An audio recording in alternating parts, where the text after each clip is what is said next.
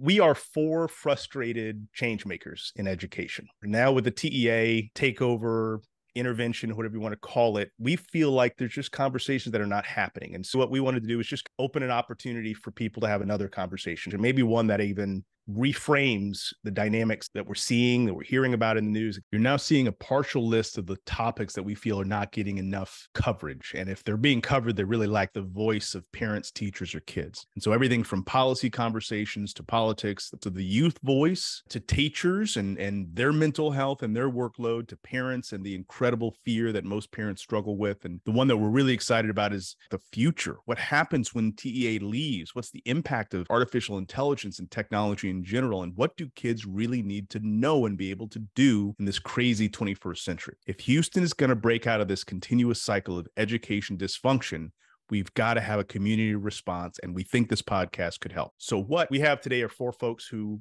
will start that conversation. Let's go ahead and start by introducing each other. Mike, can we start with you and tell us, give me the 1 minute of who Mike Fallick is and what you're kind of representing in this call? You bet. It's good to be here. I'm Mike Fallick. My background is I'm a business litigator, and I've been a lawyer since 1991. Uh-oh, a lawyer. Yeah, everybody needs a lawyer, right? But that's not this. The advertising for that is on a different podcast. This podcast, and the reason that I'm part of this wonderful group is for 9 years, between '04 and 2013, I served on the Spring Branch Independent School District Board of Trustees, twice as board president.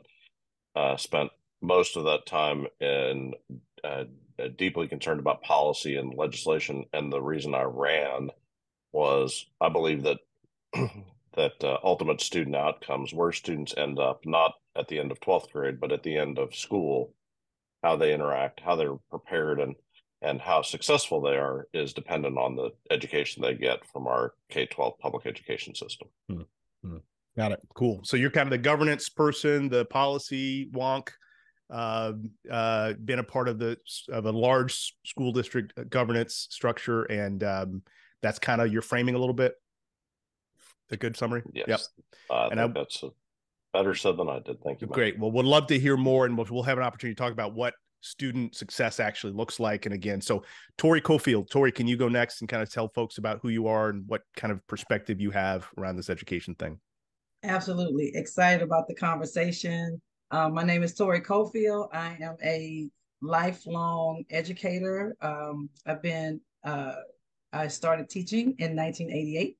And since then, I've had role of teacher, principal, superintendent, various roles that have supported my journey through this world of education. My focus has primarily been inner city schools, and turnaround schools. And so right now, my frustration with what's going on is this lack of information to people, people not getting a true layman's version of what is actually happening and why it would benefit or not benefit their families.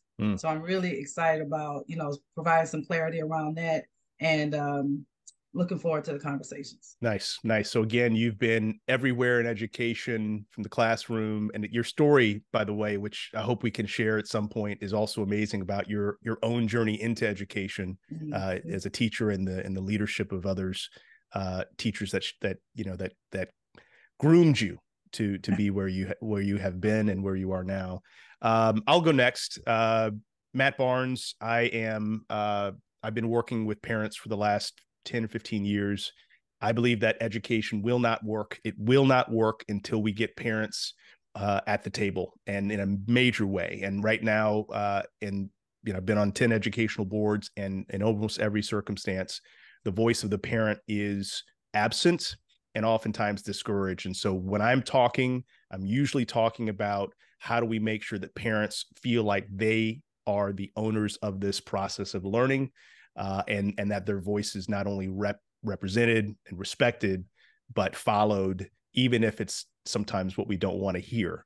So that's the role I play in this, and the perspective I have. And then last, but I would argue the most important, Uyosa, because he is under 25 or maybe under 26 and remembers education in a way that is much more reasonable and appropriate, and his leadership in education has been incredible. So Uyosa, you got the floor.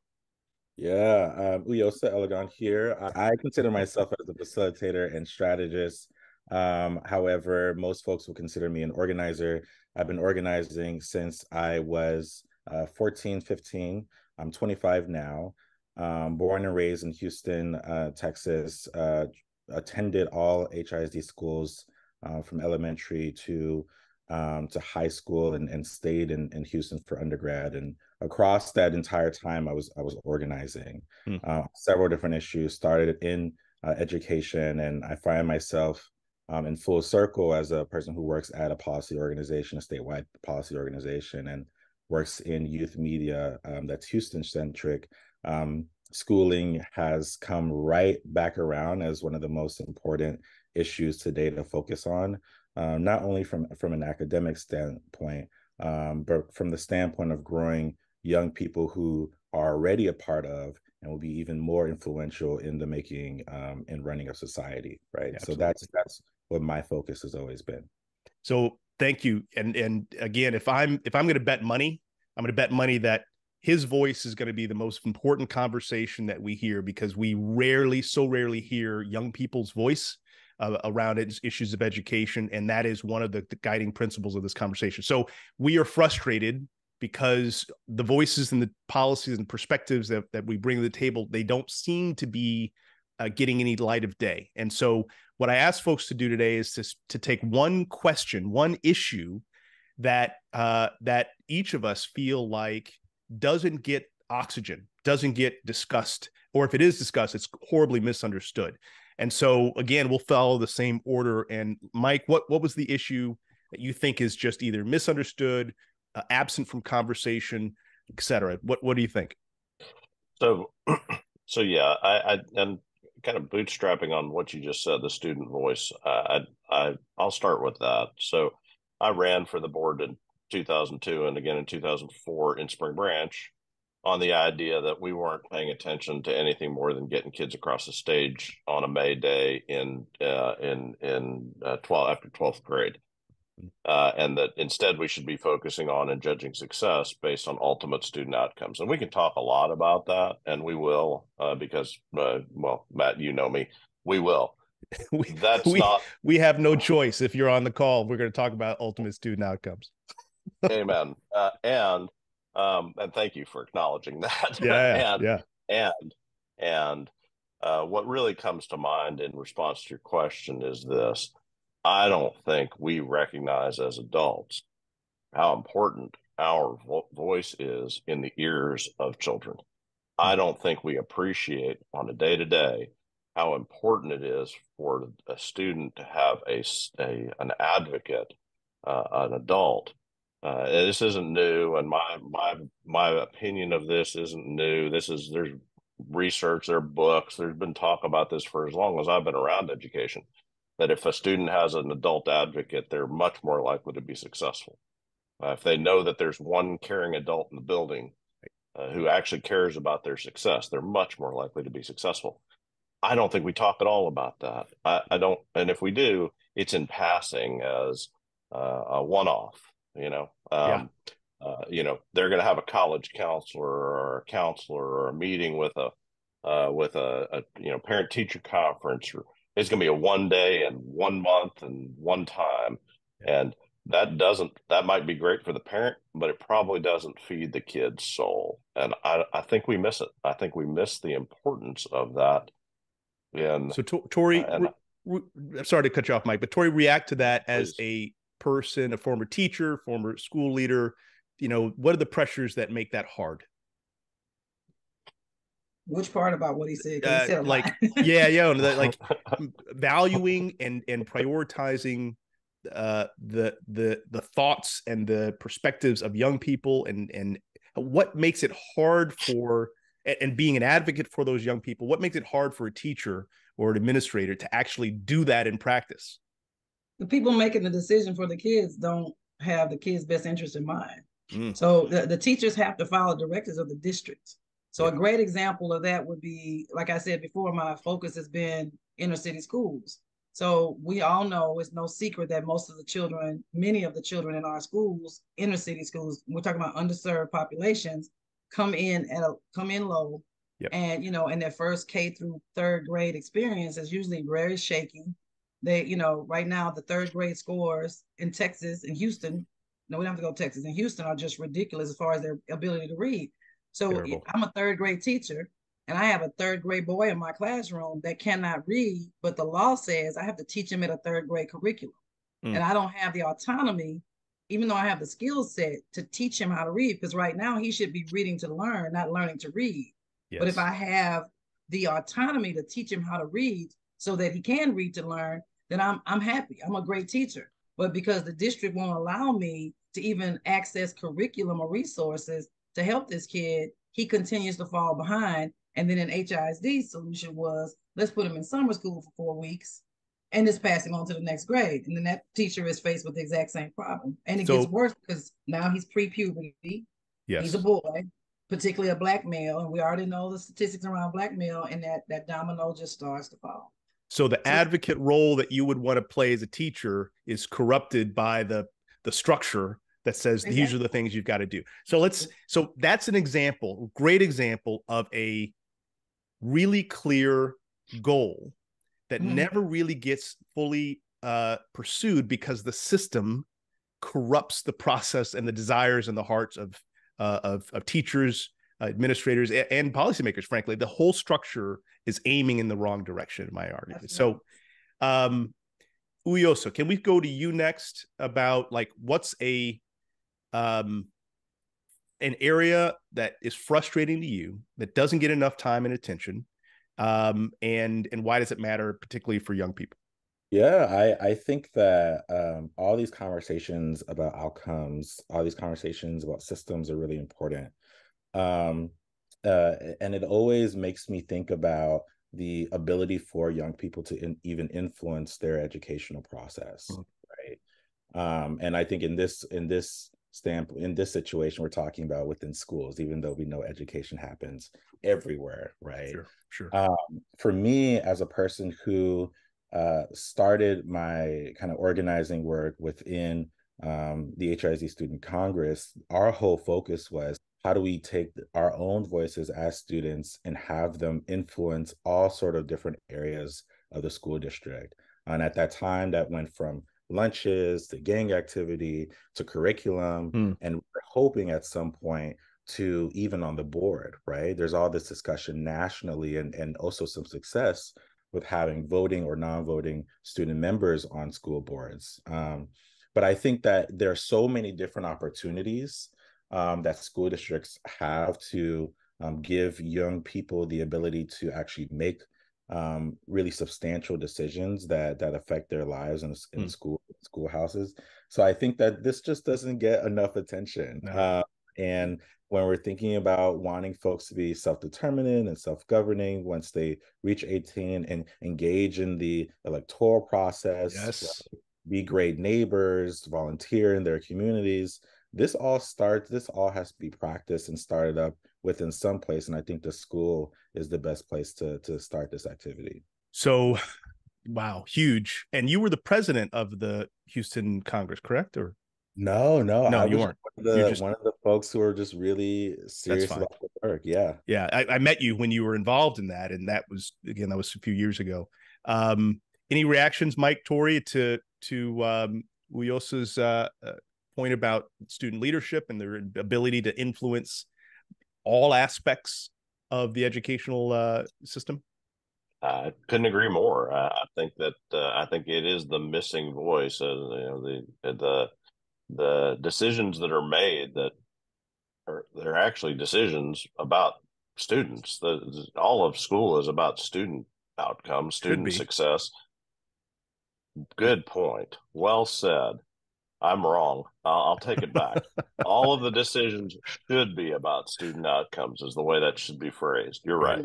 And they're not. And nothing could be more classically true about that than the idea right now in HISD that the solution to the type of discipline problem that was talked about a few minutes ago is a Zoom room. Makes no sense at all to me, and that it will not foster what Uyosa was talking about, which is teaching students how to be advocates for themselves. That teaches students that, solitary confinement is an answer, and that seems really contrary. So let me just pause that. That's another example of a policy and a process that's happening in schools that never gets discussed, unbundled, disaggregated and discussed, unpacked, thank you, and discussed in detail.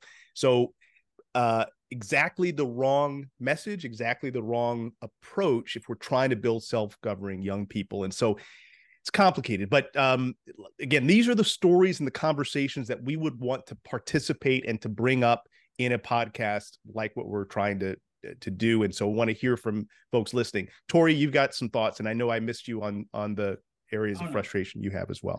No, I'm good. I just wanted to make sure that as we listen, I'm listening to Uyosa. There you go. Is that good? There you go. As I listen to him, I just feel like a fire burning. It's a little fire, but not a big one yet. But it's a fire burning. That's just because one of the things that we take for granted is you don't know what you don't know. And we're talking about like his parents. I commend them for sending him to the schools that they did in HISD, because HISD has some great schools. There are some great schools, not good schools, great schools in HISD. The schools we're talking about, the schools that caused this T.E.A. Takeover, do not have students that can talk like him, or that know how to advocate for themselves, don't even know how to ask the right questions to get to a place of leading themselves or governing themselves. And neither did their parents, because their parents came up in those same schools. So most of those parents had really bad experiences in schools because they came up in the exact same schools, but they don't have choices, and they have choices, but they don't know that they have choices. And then when they pick a choice, maybe a charter school, and I'm not knocking charter schools, but every school has its good, and some schools don't. Absolutely. So I mean, it's the luck of the draw. So we have kids who never had a chance. And I would say it's safe to say that if this young man went to one of the schools that's being focused, one of the 29 focus schools, he wouldn't be saying what he's saying now. He wouldn't even know to say this. So, I mean, like in a perfect world, I would drop him into a Yates and say, can I get you to go over here and start a leadership program? After school, something to get the kids riled up about what they don't know. So that's my frustration. It's like, yeah. You have got some thoughts. What they don't know. They don't know what to fight for. Yeah, Tori, when you mention that, makes me kind of nostalgic, because when the HISD Student Congress started, there was representation from students from the majority of high schools across HISD, right? So what it looked like was, I don't know how we did it, but as students getting in contact with students from different schools and scheduling our own meetings monthly in the different schools. So some of us would skip out on kind of lunch money in order to afford a bus ride, or just try to figure out how to get transportation on a Saturday. And yeah, we would have these interesting conversations where at the time I attended DeBakey High School, and the conversations that I pointed out was mental health is poor in this school. There's no arts, there's no type of supports for especially minoritized students. And I'd have someone from Northside who would say, I don't have toilet paper in my school, right? And that's an issue, right? We had really strong advocates like Jaleisha Bass, who attended Yates, who I had the pleasure of organizing my entire life with, who had different issues, right?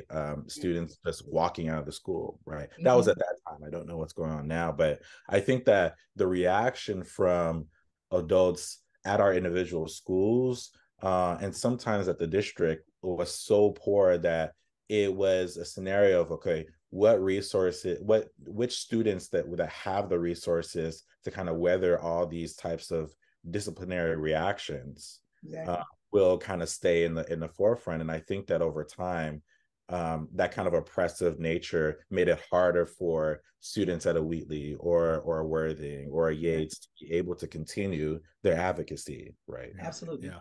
Mike, and I want to move us, again, these conversations will be towards solutions, towards action And so Mike, thoughts, and then we'll spend a couple minutes kind of bringing some action steps, and then we'll close it down.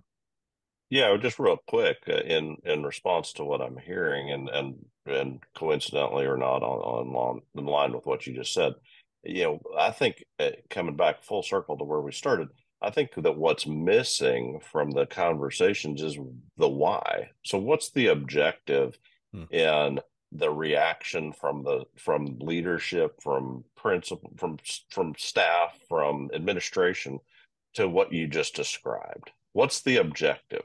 And if the objective is, well, we got to get these kids ready for a STAR test in April, they probably are going to react differently than if the objective is, do we want a team of people like you who are capable, conscientious, caring about their society?